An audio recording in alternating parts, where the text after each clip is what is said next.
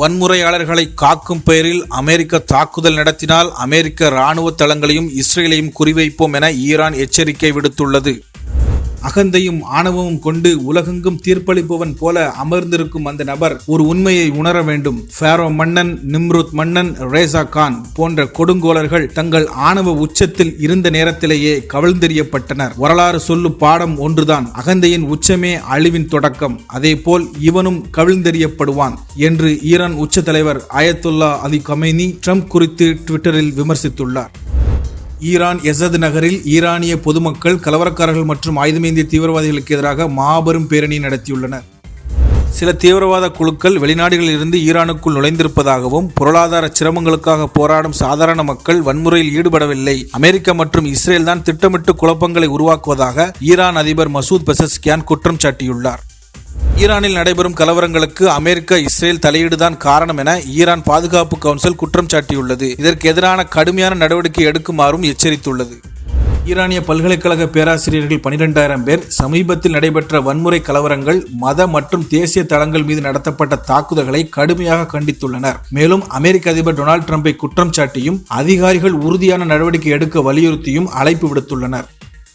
ஈரானில் இருவார போராட்டங்களில் உயிரிழந்த பாதுகாப்பு படையினருக்கு ஈரான் அரசு 3 நாள் துக்கம் அனுசரித்திருப்பதாக செய்திகள் வெளியாகியுள்ளது. ஈரான் கலவரங்களை பயன்படுத்தி அமெரிக்கா தாக்குதல் நடத்தினால் அதன் விளைவாக இஸ்ரேல் மீது தாக்குதல் நடத்தப்படும் என்ற அச்சத்தில் இஸ்ரேல் இருப்பதாகவும் அதற்கு தேவையான முன்னெச்சரிக்கை நடவடிக்கைகள் இஸ்ரேல் இறங்கியிருப்பதாகவும் தகவல் வெளியாகியுள்ளது. ஈரான் அரசு திங்கட்கிழமை நடைபெற உள்ள தேசிய ஒற்றுமை, அமைதி மற்றும் நட்பை போற்றும் பேரணியில் அனைத்து குடிமக்களும் பங்கேற்க வேண்டும் என அழைப்பு விடுத்துள்ளது. இனி விரிவான செய்திகளை பார்க்கலாம். ஈரானில் ஏற்பட்டுள்ள கலவரங்கள் தன்னிச்சையானவை அல்ல என ஈரான் அரசு தெரிவித்துள்ளது. அமெரிக்கா மற்றும் இஸ்ரேல் திட்டமிட்டு இந்த அமைதியின்மையை தூண்டி வருவதாக ஈரான் கடுமையாக குற்றம் சாட்டியுள்ளது. ஈரான் வெளியுறவுத்துறை அமைச்சர் அப்பாஸ் அராக்சி, பொருளாதார போராட்டங்கள் ஆயுதம் கொண்ட அமைப்புகளால் திட்டமிட்டு வன்முறையாக மாற்றப்பட்டுள்ளதாக கூறியுள்ளார். இந்த விவகாரத்தை ஈரான் ஐக்கிய நாடுகள் சபையிலும் எழுப்பியுள்ளது. அமெரிக்கா மற்றும் இஸ்ரேல் சட்டவிரோதமான முறையில் கலவரங்களை தூண்டி பிராந்திய நிலைத்தன்மைக்கு அச்சுறுத்தலாக செயல்படுகின்றன என ஐநாவுக்கு கடிதம் எழுதியுள்ளது. தொலைக்காட்சி உரையில் ஈரான் அதிபர் மசூத் பெசஸ்கியான், பொருளாதார சிரமங்களுக்கு எதிராக போராட உரிமையுண்டு என்றாலும் வன்முறை, தீ வைத்தல், பொதுமக்கள் மீது தாக்குதல் போன்ற செயல்கள் வெளிநாட்டு ஆதரவுடன் நடைபெறுவதாக குற்றம் சாட்டினார். அமெரிக்க ஊடகங்களின் தகவலின்படி ஈரானை குறிவைக்கும் பல்வேறு இராணுவ நடவடிக்கை திட்டங்கள் குறித்து அதிபர் ட்ரம்ப் விரிவாக விளக்கமளிக்கப்பட்டுள்ளார். நியூயார்க் டைம்ஸ் வெளியிட்ட செய்தியில், தெஹ்ரானில் உள்ள முக்கிய இடங்கள் மற்றும் ஈரானின் பாதுகாப்பு அமைப்புகளை குறிவைக்கும் தாக்குதல்கள் உள்ளிட்ட பல்வேறு திட்டங்கள் பரிசீலனையில் உள்ளதாக தெரிவிக்கப்பட்டுள்ளது. இன்னும் இறுதி முடிவு எடுக்கப்படவில்லை என்றாலும் இராணுவ நடவடிக்கைக்கு அனுமதி வழங்குவது குறித்த ட்ரம்ப் தீவிரமாக சிந்தித்து வருவதாக அமெரிக்க அதிகாரிகள் தெரிவித்துள்ளனர். இதற்கு அமெரிக்க இராணுவ வட்டாரங்கள் கவலைகளும் எழுந்துள்ளன. இத்தகைய தாக்குதல் ஈரானிய மக்களை அரசின் பக்கம் ஒன்றிணைக்க கூடும் என்றும் பிராந்தியத்தில் உள்ள அமெரிக்க படைகள் மற்றும் தூதரகங்கள் மீது பதிலடி தாக்குதல் நிகழலாம் என்றும் அச்சம் தெரிவிக்கப்பட்டுள்ளது. ஈரான் மீது அமெரிக்க இராணுவ தாக்குதல் நடத்தக்கூடும் என்ற ஊகங்கள் அதிகரித்து வரும் நிலையில் இஸ்ரேல் தன் பாதுகாப்பு அமைப்புகளை உயர்ந்த எச்சரிக்கை நிலையில் வைத்துள்ளதாக ராய்ட்டர்ஸ் செய்தி நிறுவனம் தெரிவித்துள்ளது. அமெரிக்க அதிபர் டொனால்டு ட்ரம்ப் ஈரானில் நடைபெறும் கலவரங்களை கட்டுப்படுத்த முயன்றால் கடும் விளைவுகள் ஏற்படும் என தொடர்ந்து எச்சரித்து வருகிறார். மேலும் போராட்டக்காரர்களுக்கு ஆதரவாக வாஷிங்டன் தயாராக இருப்பதாகவும் அவர் தெரிவித்துள்ளார். இந்த சூழ்நிலையில் பிராந்திய அளவில் ஏற்படக்கூடிய விளைவுகளை எதிர்கொள்ள இஸ்ரேல் பாதுகாப்பு அமைப்புகள் தயாராகி வருவதாக பாதுகாப்பு விவகாரங்களை அறிந்த 3 இஸ்ரேல் அதிகாரிகள் ராய்ட்டர்ஸிடம் தெரிவித்துள்ளனர். எனினும் உயர்த்தப்பட்ட எச்சரிக்கை எந்த அளவுக்கு என்பது குறித்த விவரங்கள் வெளியிடப்படவில்லை. இதனிடையே இஸ்ரேல் பிரதமர் பெஞ்சமின் நெதன்யாகு ஈரான் நிலவரம் குறித்து அமெரிக்க வெளியுறவுத்துறை அமைச்சர் மார்க்கோ ரூபியோவுடன் தொலைபேசி மூலம் ஆலோசனை நடத்தியுள்ளார். இந்த உரையாடல் நடந்ததை அமெரிக்க அதிகாரிகள் உறுதிப்படுத்தினாலும் அதன் விவரங்கள் தெரிவிக்கப்படவில்லை. ஈரானுக்கு எதிரான இராணுவ நடவடிக்கை அமெரிக்காவின் நலன்களுக்கு உதவுமா என்ற கேள்வியில் அமெரிக்காவின் 2 முக்கிய அரசியல் கட்சிகளைச் சேர்ந்த மூத்த உறுப்பினர்கள் கடும் சந்தேகங்களை வெளியிட்டுள்ளனர்.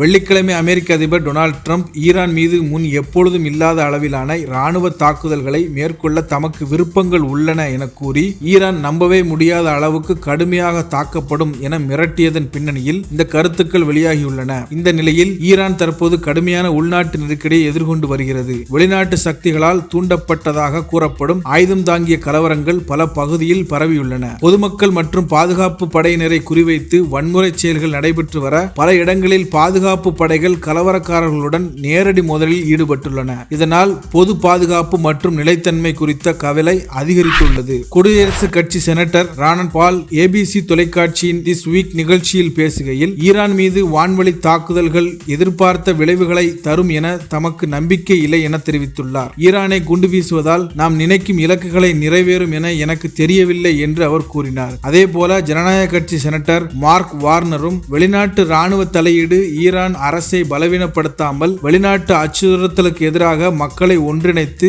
ஆட்சியை மேலும் வலுப்படுத்தக்கூடும் என எச்சரித்தார். ஃபாக்ஸ் நியூஸ் சண்டே நிகழ்ச்சியில் பேசிய மார்க் வார்னர், இத்தகைய தாக்குதல்கள் ஈரான் ஆட்சியால் செய்ய முடியாத அளவிற்கு ஈரானிய மக்களை அமெரிக்காவுக்கு எதிராக ஒன்றிணைக்க கூடும் என கூறினார். மேலும் 1953ஆம் ஆண்டு அமெரிக்க ஆதரவுடன் நடைபெற்ற ஈரானிய ஆட்சி மாற்ற முயற்சி பல தசாப்தங்களுக்கு பின் இஸ்லாமிய குடியரசு உருவானதற்கு காரணமானது என வரலாற்று எடுத்துக்காட்டையும் அவர் முன்வைத்தார். இதற்கிடையே வால் ஸ்ட்ரீட் ஜேர்னல் செய்தியின்படி அமெரிக்க ராணுவ மற்றும் தூதரக அதிகாரிகள் இணைய வழி தாக்குதல்கள் முதல் நேரடி ராணுவ நடவடிக்கைகள் வரை பல்வேறு விருப்பங்கள் குறித்து செவ்வாய்க்கிழமை ட்ரம்ப் முன்னிலையில் விளக்கமளிக்க உள்ளார். இதற்கு பதிலாக ஈரான் தாக்குதல் நடந்தால் அமெரிக்க ராணுவ தளங்கள் குறிவைத்து பதிலடி கொடுக்கப்படும் என எச்சரித்துள்ளார். இதற்கு மாறாக குடியரசுக் கட்சி செனட்டர் லின்சே கிரஹாம் மிகவும் கடுமையான நிலைப்பாட்டை எடுத்துள்ளார். ஈரானிய போராட்டக்காரர்களை ஊக்குவிக்கும் அந்நாட்டு ஆட்சியை கடுமையாக அச்சுறுத்த வேண்டும் என்று அவர் கூறியிருக்கிறார். ராண்ட் பால் ஈரான் மீது தாக்குதல் நடத்தும் அதிகாரம் அதிபருக்கல்ல, காங்கிரஸ் சபைக்கே உரியது என வலியுறுத்தினார். அதிபர்கள் விருப்பப்பட்ட நேரத்தில் நாடுகளை குண்டு வீச அனுமதிக்க மாட்டோம், மக்களின் அனுமதியே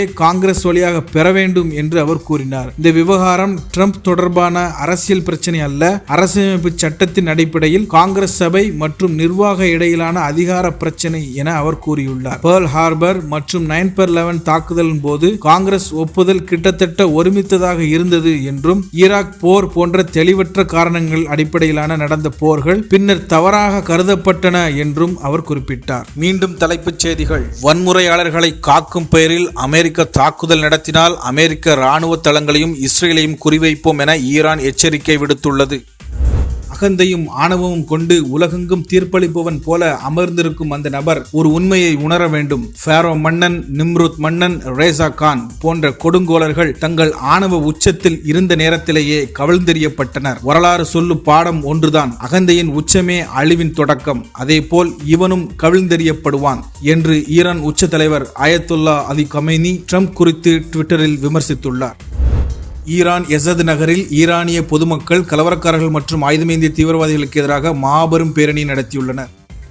சில தீவிரவாத குழுக்கள் வெளிநாடுகளில் இருந்து ஈரானுக்குள் நுழைந்திருப்பதாகவும், பொருளாதார சிரமங்களுக்காக போராடும் சாதாரண மக்கள் வன்முறையில் ஈடுபடவில்லை, அமெரிக்கா மற்றும் இஸ்ரேல் தான் திட்டமிட்டு குழப்பங்களை உருவாக்குவதாக ஈரான் அதிபர் மசூத் பெசஸ்கியான் குற்றம் சாட்டியுள்ளார். ஈரானில் நடைபெறும் கலவரங்களுக்கு அமெரிக்கா, இஸ்ரேல் தலையீடுதான் காரணம் என ஈரான் பாதுகாப்பு கவுன்சில் குற்றம் சாட்டியுள்ளது. இதற்கு எதிரான கடுமையான நடவடிக்கை எடுக்குமாறும் எச்சரித்துள்ளது. ஈரானிய பல்கலைக்கழக பேராசிரியர்கள் 12,000 பேர் சமீபத்தில் நடைபெற்ற வன்முறை கலவரங்கள், மத மற்றும் தேசிய தளங்கள் மீது நடத்தப்பட்ட தாக்குதல்களை கடுமையாக கண்டித்துள்ளனர். மேலும் அமெரிக்க அதிபர் டொனால்டு ட்ரம்பை குற்றம் சாட்டியும் அதிகாரிகள் உறுதியான நடவடிக்கை எடுக்க வலியுறுத்தியும் அழைப்பு விடுத்துள்ளனர். ஈரானில் 2 வார போராட்டங்களில் உயிரிழந்த பாதுகாப்பு படையினருக்கு ஈரான் அரசு 3 நாள் துக்கம் அனுசரித்திருப்பதாக செய்திகள் வெளியாகியுள்ளது. ஈரான் கலவரங்களை பயன்படுத்தி அமெரிக்கா தாக்குதல் நடத்தினால் அதன் விளைவாக இஸ்ரேல் மீது தாக்குதல் நடத்தப்படும் என்ற அச்சத்தில் இஸ்ரேல் இருப்பதாகவும், அதற்கு தேவையான முன்னெச்சரிக்கை நடவடிக்கைகள் இஸ்ரேல் இறங்கியிருப்பதாகவும் தகவல் வெளியாகியுள்ளது. ஈரான் அரசு திங்கட்கிழமை நடைபெற உள்ள தேசிய ஒற்றுமை, அமைதி மற்றும் நட்பை போற்றும் பேரணியில் அனைத்து குடிமக்களும் பங்கேற்க வேண்டும் என அழைப்பு விடுத்துள்ளது.